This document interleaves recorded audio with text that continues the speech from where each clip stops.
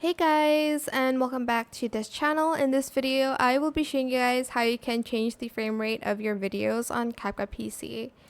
So for instance, we have a video here, like if you wanted to change the frame rate, go to the modify section, go to project settings and change the frame rate here, press save.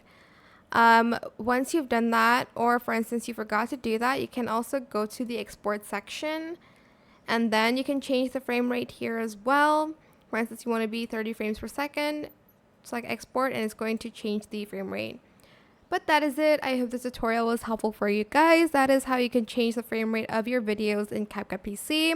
Don't forget to like, comment, share, and also subscribe to this channel if you haven't done that already. If you have any more questions about this video, just leave it in the comment section down below. I will try my best to answer them all for you guys.